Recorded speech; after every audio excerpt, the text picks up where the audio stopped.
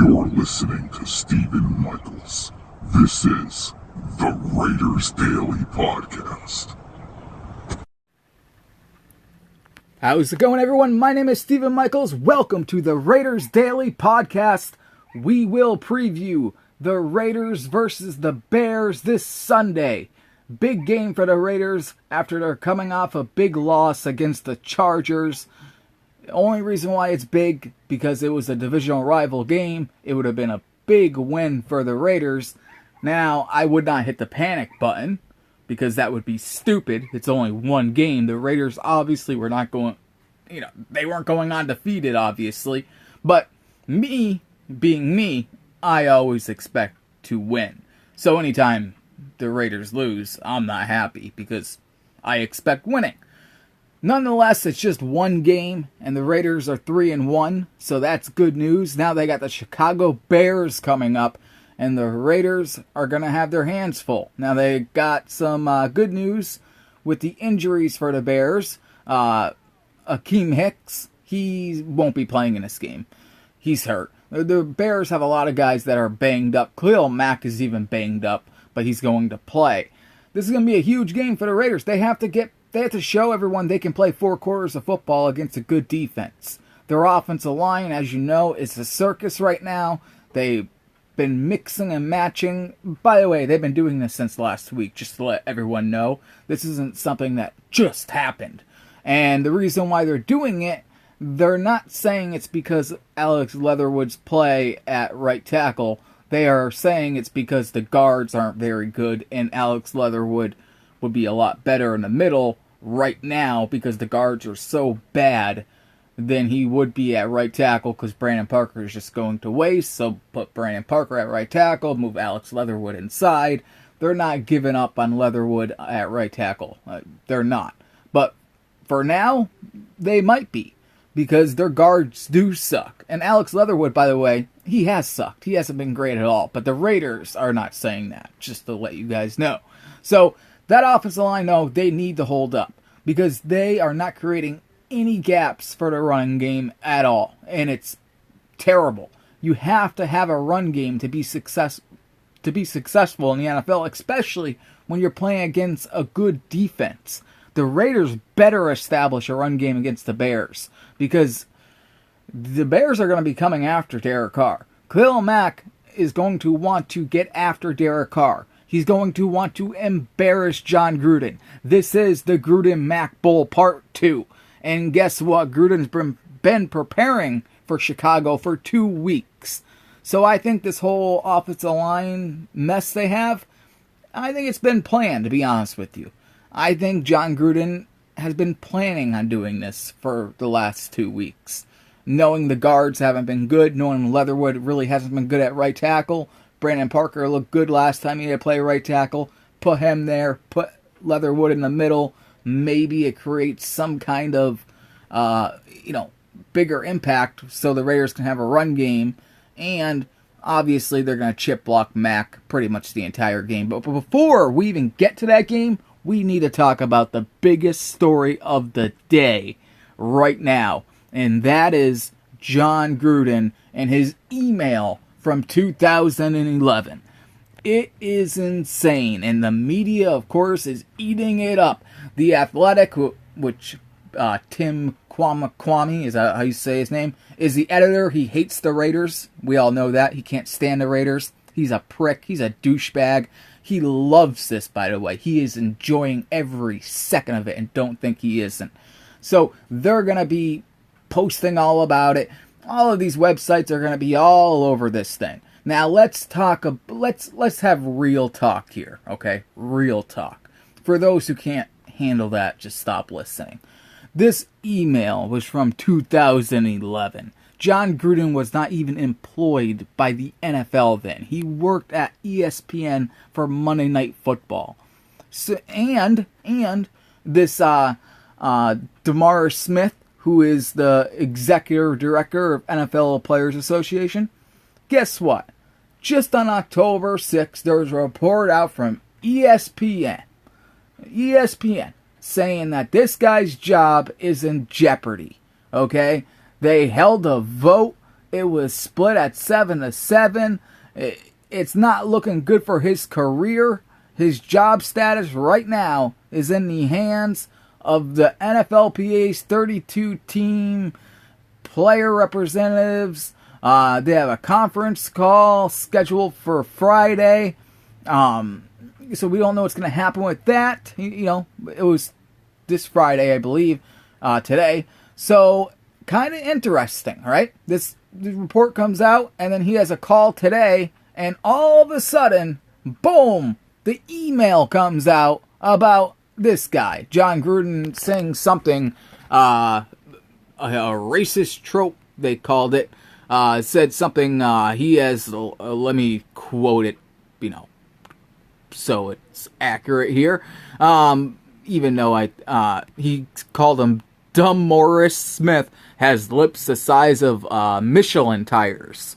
Now, Jon Gruden did go on to say that, he says this about people who lie all the time, that they have rubber lips. That's what he calls it. And I can tell you for a fact, by the way, that Jon Gruden has used that term rubber lips before, talking about people who leak stuff to the media and then lie about leaking it. So I know that. I know that for a fact, just to let you know. I know that for a fact. It's not something I'm guessing, not something... I just know this. So he's not lying when he says that he uses that word a lot, rubber lips, but it has nothing to do with race or anything. But he just, took it to the next level. I think he was probably trying to be funny, but guess what? 11 years later, you can't do that. So now he's in trouble. The NFL's disgusted with him and all this nonsense. Meanwhile, it's just very interesting that this comes out literally the day when teams, the NFLPA is thinking about firing this guy. And all of a sudden, Jon Gruden, they find an email from Jon Gruden, basically they're saying that he was being a racist to this guy. So it's weird. It's weird timing, first of all. And here's my opinion on it, okay? And this is just my opinion. Mark Davis is pretty much the least racist person, at least the least racist owner in football. I think we all know that by the things he has done. I mean, the Raiders are the most least racist team in probably sports history.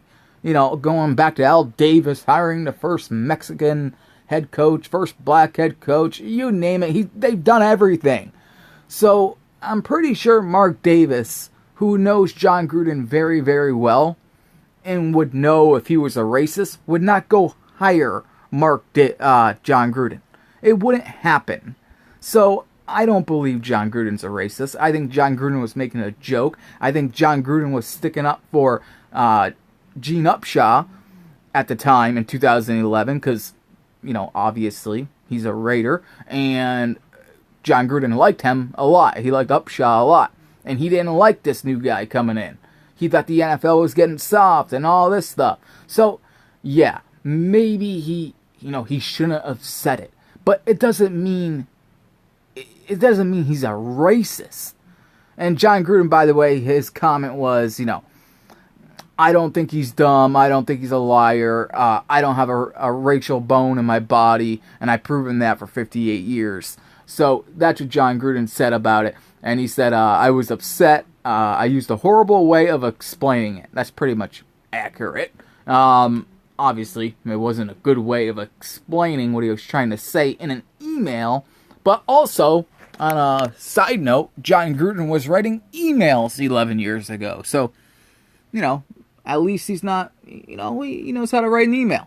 But, listen, so that's what we got here. The NFL is very appalled. I don't know what's going to happen. I have a feeling people are going to try, there's going to be a rally to fire Jon Gruden. Mark Davis is going to have to figure something out. Now, I don't know how the NFL can really punish Jon Gruden when he didn't work in the NFL when this happened. But this is bad news. This is bad news because this story is not going to go away. These reporters love it. The media love it. The people who don't like the Raiders love it. And meanwhile, if you're Jon Gruden and you're really not a racist, okay, what would you do? Yeah, he said something dumb, obviously. But it doesn't mean you're a racist by saying a joke 11 years ago. That is lame. But that's where we're at right now. And this, I'm telling you right now, this could derail the Raiders season in a heartbeat.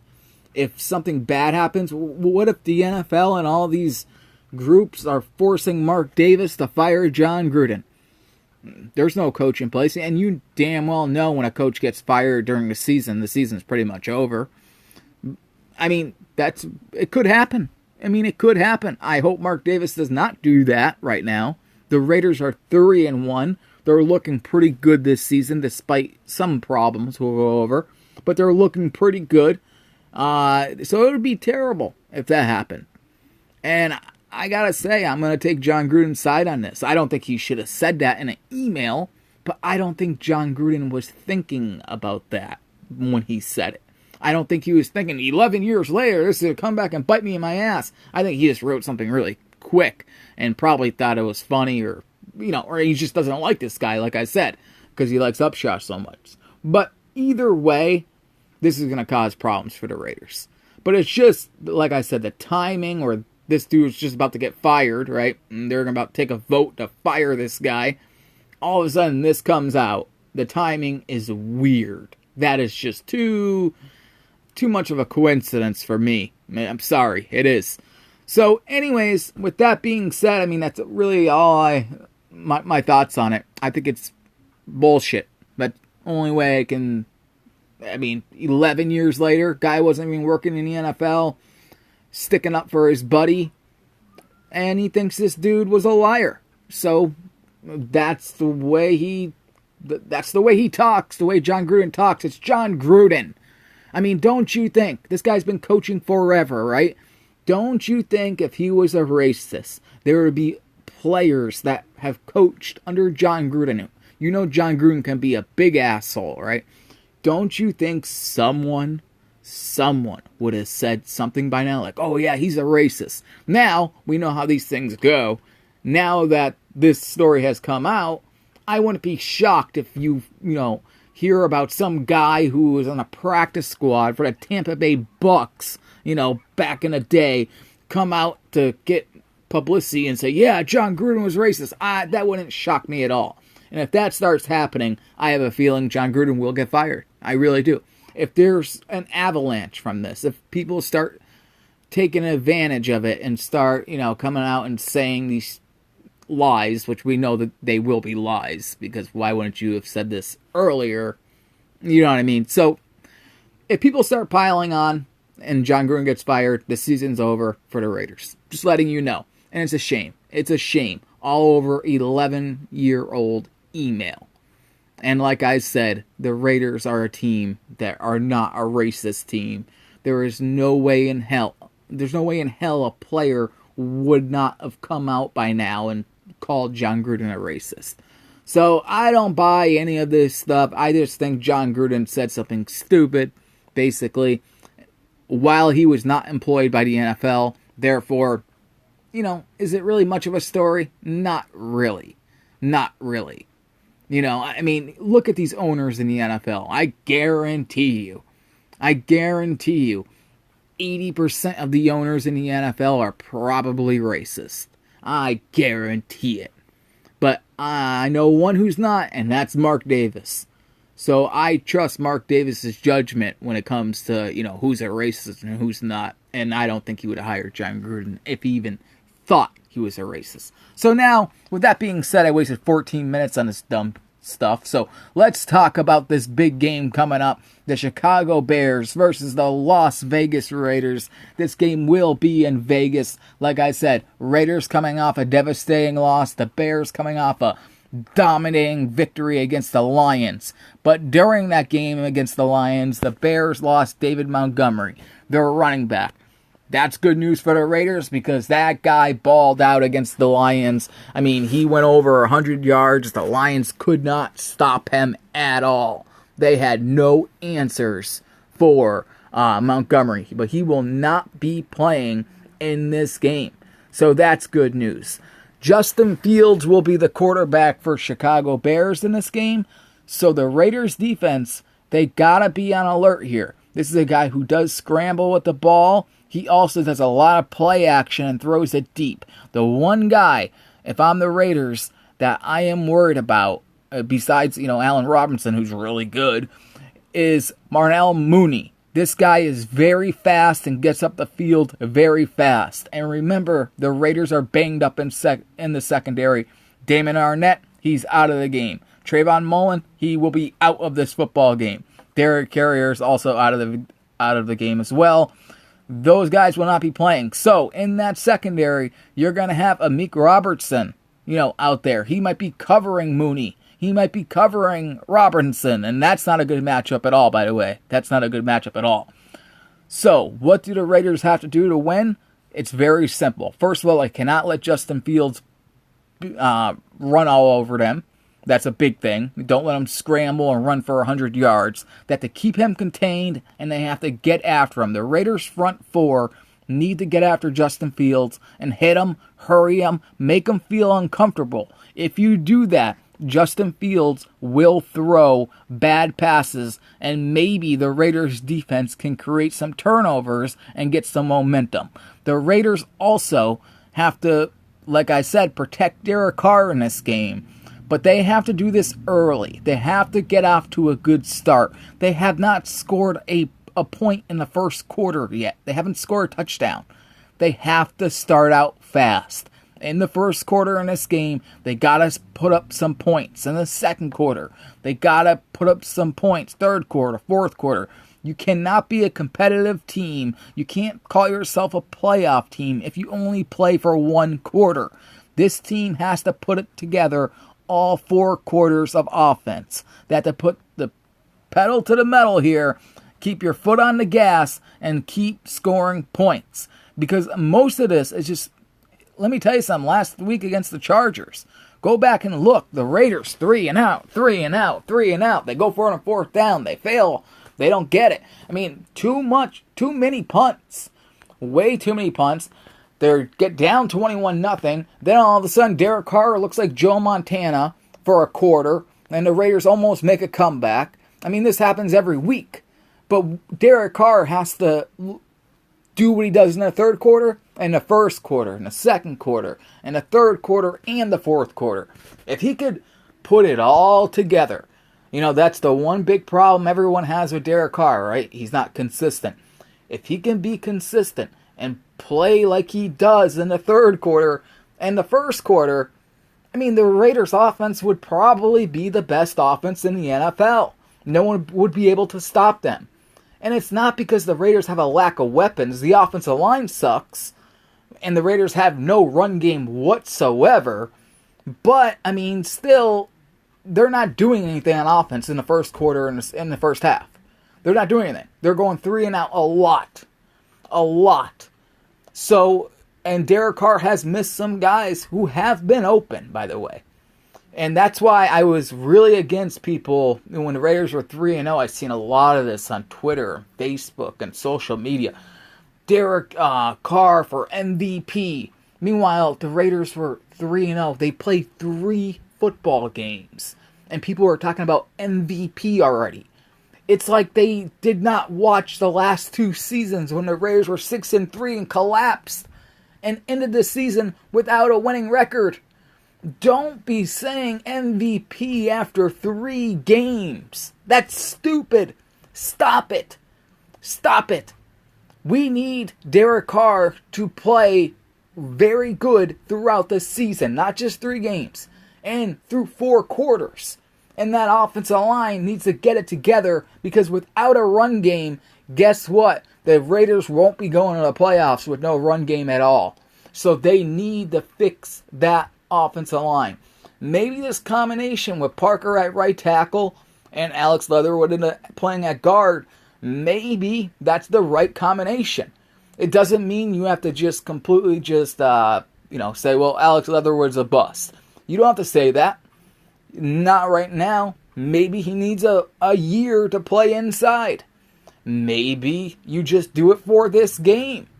But either way, the Raiders need to get a victory, and they need to play 4 quarters of football and play great on defense and offense. On defense last week, the Raiders had a hard time stopping Austin Eckler in the run game. Now, this was something that I was worried about since week 1, really. The Ravens had no running backs. Then when they played the Steelers, Najee Harris for the Steelers, he had a couple really good runs where it looked like the Raiders' defense could not stop him. Luckily, Big Ben decided not to run the ball and likes to throw it a lot, and the Steelers stuck, and the Raiders took advantage of that and got the victory. And then they played the Chargers, of course, and Austin Eckler just tore them down. Now in this game, the Bears don't have David Montgomery, like I said, that's a good thing, but they do have Damian Williams, and the Raiders are familiar with him. This guy, the Raiders have to contain the run game. And this guy does it all. He's good in the pass game and in the run game. The Raiders need to stop that first because Justin Fields is going to be doing a lot of RPOs in this game. And the Raiders can't be tricked into that. They'll also have Mooney back there doing RPOs and also with the play action with Justin Fields. That's what he does. He does a lot of play action and he throws it deep. The Raiders' front 4 cannot be fooled by the play action. Focus your attention on Justin Fields. Just get into the backfield. Because if it's a run, you're already in the backfield and you can stuff the run. If it's not, you can get after Justin Fields, maybe sack him, force a fumble, force a bad throw, and maybe Nate Hobbs, who's going to be playing corner in this game, Meek Robertson, maybe one of them can make a good big play. They're like I said, the Raiders secondary is banged up. They are banged up back there. So the front 4, they need to help out. Also, Gus Bradley. You gotta mix in some man-to-man and not just play cover 3 the entire game. Because that's how they got torched by Austin Eckler, with this cover 3 defense. You can't do that every single play. You have to mix up your packages. And this is a game where the Raiders must do that. They have to mix it up a little bit. Now, I don't think they have to blitz that much. I think cover 3 might actually benefit them more in this game because there is no David Montgomery unless they can't stop Damian Williams. And if they can't do that, then they have to go back to man-to-man. But cover 3 might be good against a rookie quarterback. If the front 4 can get pressure, cover 3, you got protection back there. You got a bunch of bodies back there. Just don't let Robinson, don't let Mooney get you over the top because Justin Fields will throw it deep. Also, we got to talk about Daniel Carlson. This is a guy who missed an extra point, right? Against, who was it there? Miami Dolphins. Missed an extra point. Pretty much, he's the reason why the game went into overtime. And remember, that game, that's the one that scared me. When the Raiders struggled to beat Jacoby Brissett and the Miami Dolphins, I thought, wait a minute, guys, let's slow down here. Because typical Raiders, they play down to the level of competition. They're a much better team than the Miami Dolphins, yet all of a sudden they're playing like the Miami Dolphins. Like the Miami Dolphins look like Tampa Bay Buccaneers out there. That's not normal. So hopefully they don't do that against Chicago. Because this is a game, even with Khalil Mack, Jon Gruden, like I said, he's been preparing for 2 weeks. Last time, he just owned Khalil Mack with chip block. Khalil Mack didn't even get to touch Derek Carr. That's what Jon Gruden has been working on for 2 weeks. Let's see if that plan works. Now, last time they faced Khalil Mack, they had a much better offensive line. They had bigger guys. Now they don't. So hopefully, these guys can do the same thing they did last time. Derek Carr is going to want to get the ball out of his hands fast, and it's going to be a lot of yards after the catch. And they have the guys to do that. They have Hunter Renfrow. They have Darren Waller. They have Bryan Edwards, who I think should be getting a lot more targets.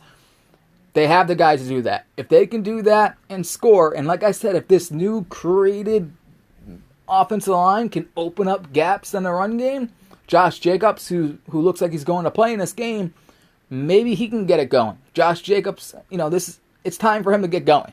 It really is. I'm sick of him being injured. I really am. Every year, this guy's missing games. Since he came into the league, he's at least missed one game. I'm sick of it. He's got to get going here in this game because the Raiders need a run game. They're too talented this season. Their defense is so much better than it has been in years past, mostly because it's a completely new defense. But now you got a banged up secondary. But you're only missing Damon Arnett, who's awful, so that's not that big of a loss. But Mullen is very good. Hopefully Amik Robertson can come in and play just as well as Mullen has.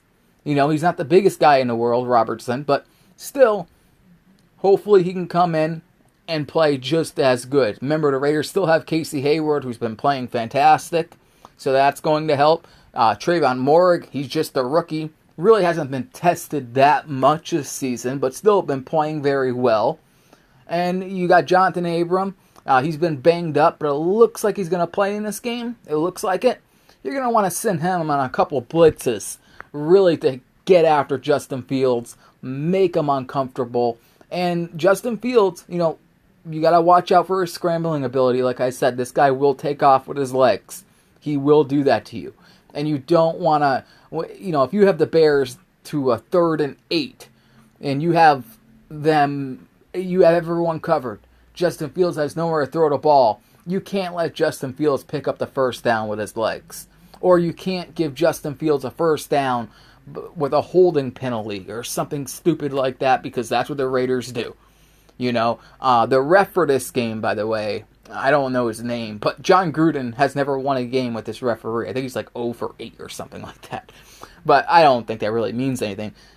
Either way, this guy does throw a lot of flags, so the Raiders got to be really disciplined, no mental errors. If they can do that, and they can get any run game going, control the time of possession, and Derek Carr can be accurate, and actually the Raiders can put points on the board in the first and second quarter, I think the Raiders can win this game. I do. If the offensive line can hold up and protect Carr so he can actually throw the football, the Raiders will stand a good chance.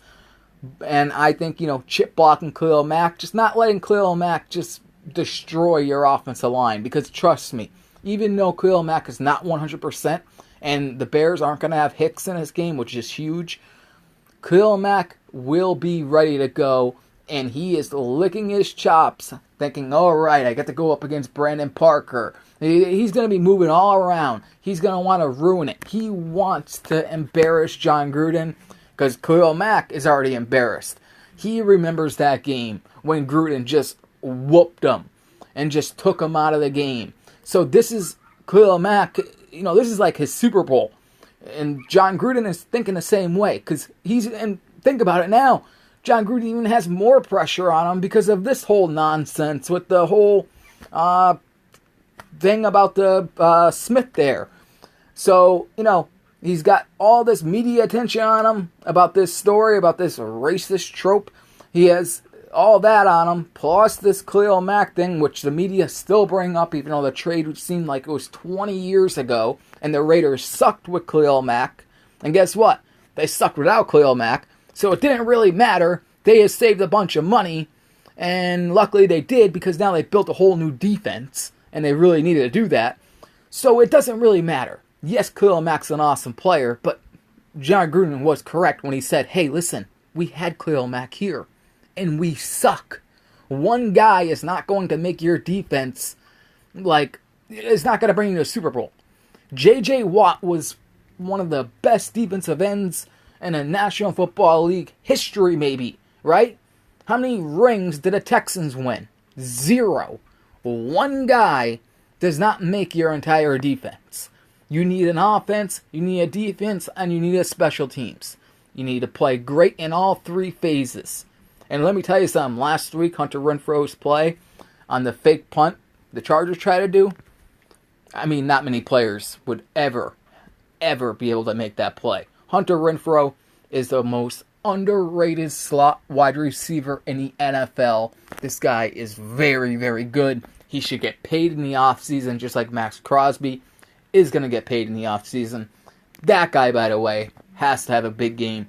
He has to chase down Fields and, like I said, try to get the ball out of his hands, strip sack him, just hit him around, make him feel uncomfortable back there. Just like the Bears are going to try to do to the Raiders have to try to do to Justin Fields. They're playing against a rookie quarterback. They should be able to rattle him. They should be able to get in his head. I know the Bears destroyed the 0-4 Detroit Lions last week, but the Raiders are a lot better team than Detroit.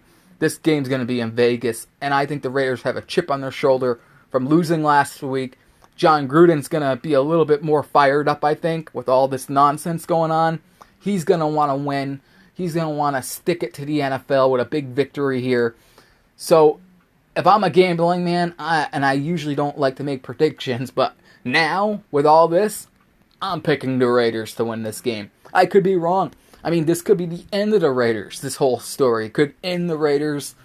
The whole thing could be ended from this. Or it goes the opposite way. And I have a feeling that might be the case here. They're going up against rookie quarterback. As long as they don't let Justin Fields start, like I said, scrambling off them and picking up first downs with his feet, as long as they keep him in check, the Raiders should be able to force some turnovers on defense. They really need to do that. And as long as the offense, that offensive line, can hold up, the Raiders should be able to make enough plays to win. Now, I don't think it will be a blowout. I don't think anyways. I think it'll be a low-scoring game. Maybe a 17-10 victory for the Raiders, something like that. But that's what I'm going for. I think the Raiders will win this game. I think they'll win it by about 7 points. I hope they win it by more because the Raiders really need to start blowing teams out. Not every game should come down to overtime, especially when you're playing against the Dolphins or the Bears. Go out there and show that you're a legit contender and beat the living shit out of these teams that you're supposed to beat. That starts this Sunday against the Bears. Let's see if the Raiders do it. I will talk to you guys next week. We will talk about this game and preview the game coming up, the Denver Broncos. My name is Stephen Michaels. This is the greatest Raiders podcast in the world. This is the Raiders Daily.